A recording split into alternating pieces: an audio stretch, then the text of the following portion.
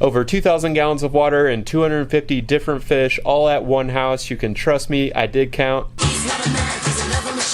We're going to go through a complete tour of all the aquariums and those fish. So let's dive right in.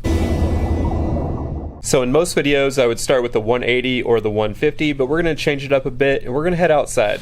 Okay, so starting off here, this is my backyard koi pond. It's roughly 1,200 gallons and it currently has 5 koi in it. I bought this house a little over 3 years ago and it had a koi pond here that wasn't up and running, so I did have to restore it, clean it up, add a pump, just really fix it up altogether, and now it's been up and running for about 3 years. I really haven't shown this pond much on the channel lately, but I'm going to change that and just get some more regular updates since it's really coming along nicely. The 5 koi have been in here for years. They actually stay in this pond all year round, even during the cold Chicago winters. When the pond ice is over, they just hibernate at the bottom and they're perfectly fine. I did lose a couple koi last year, unfortunately, as I caught a blue heron scoping out my pond, and sure enough it had taken 2 of the koi. So I added some new cover for the koi, and occasionally I'll put on a pond net and they've been just fine. It was kind of crazy to see that big blue heron in my backyard. It almost looked like a dinosaur. But all is good now and the koi are doing great. My favorite is definitely the big koi here in the middle, which has gotten pretty big. It's probably 20 or so inches. And just overall, the backyard koi pond is really peaceful. I love sitting back here just on my patio and watching the fish. Okay, so that was the koi pond, and now let's head down to the basement.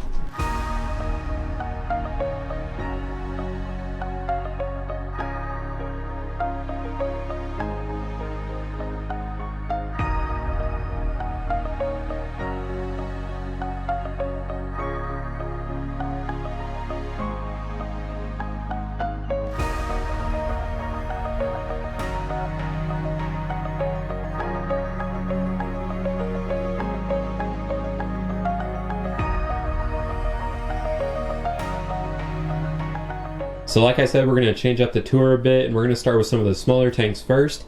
Here in my fish room, which is basically a converted storage room, I have my 2 20-gallon quarantine tanks. The tank on the top is empty, but the tank at the bottom has some fish that are currently going through quarantine and they're almost done. These are 12 rummy-nosed tetras, which will be going into my 90-gallon discus tank.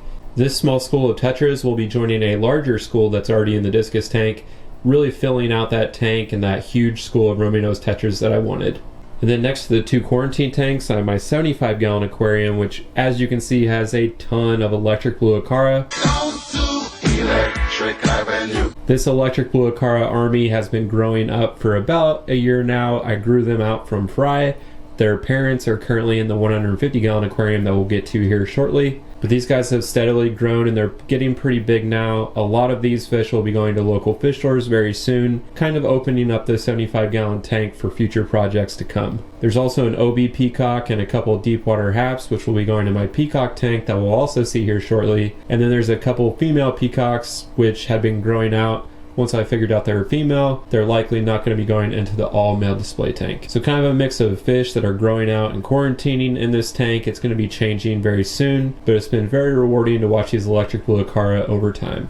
But then over here on the left, I have a double rack with a 40-gallon breeder on the bottom and a 33-gallon tank on top. Starting with the tank on the bottom, this is a 40-gallon tank with South American fish. I currently have Gymnogeophagus terra purpura, which are a cold water cichlid, since they come from the Uruguay and Paraguay region in South America, which has much colder temperatures year-round.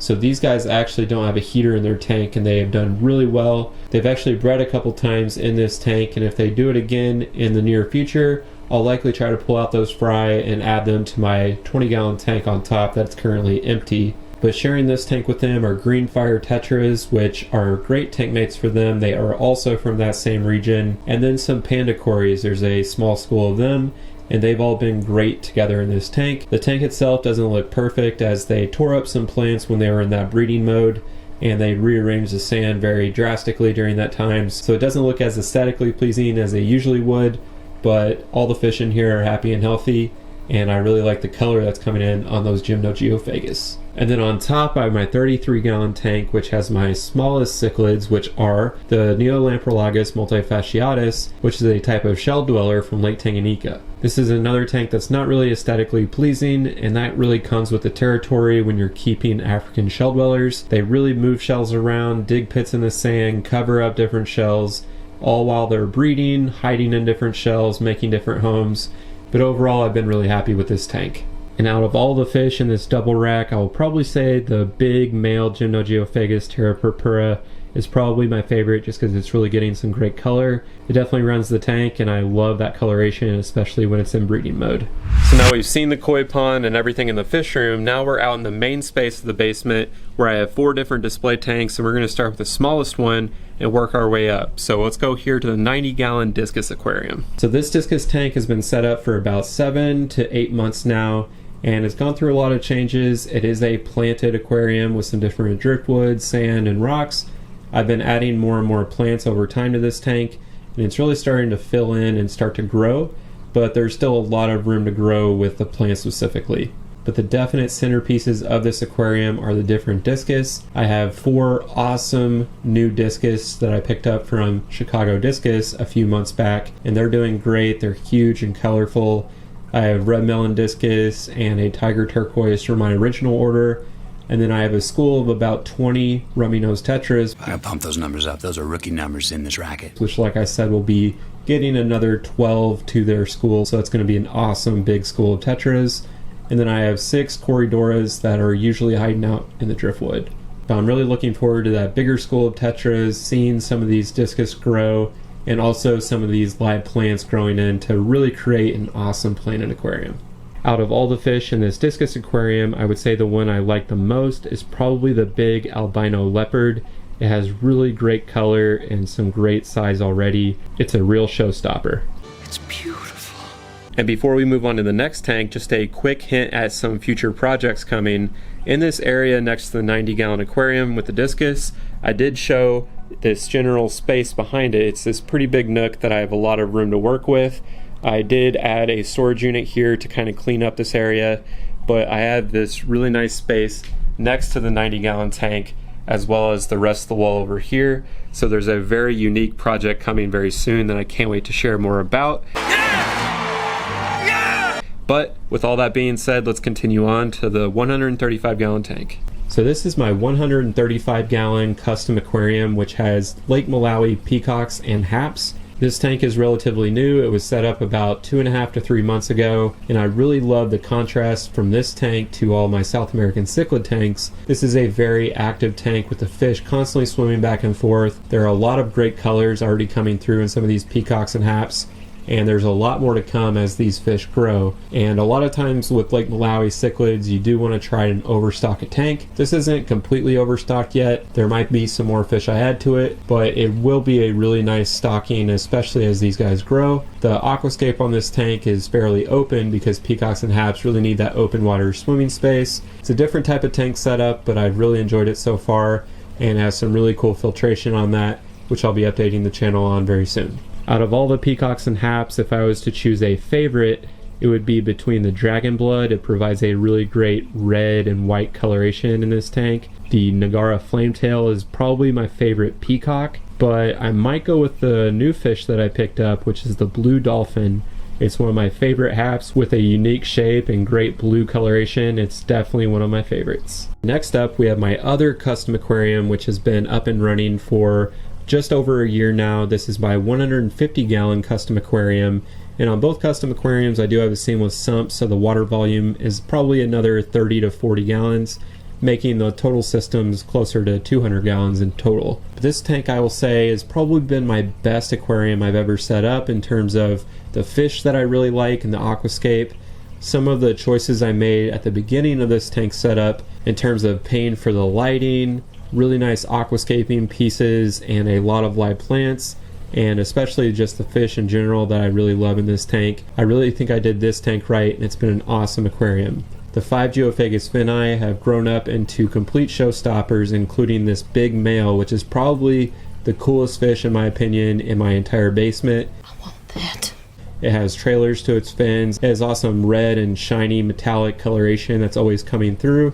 and it definitely stands out anytime I walk by the tank. I also have 4 electric blue acaras, which is another one of my favorite fish of all time. I have 2 angelfish, which I've done really nice with these less aggressive cichlids. Then I have an albino heculi, which has been a great fish, and then a very active school of denizen barbs. These guys have really grown quickly in this tank, and they have some great activity and coloration that I think goes really well with South American cichlids.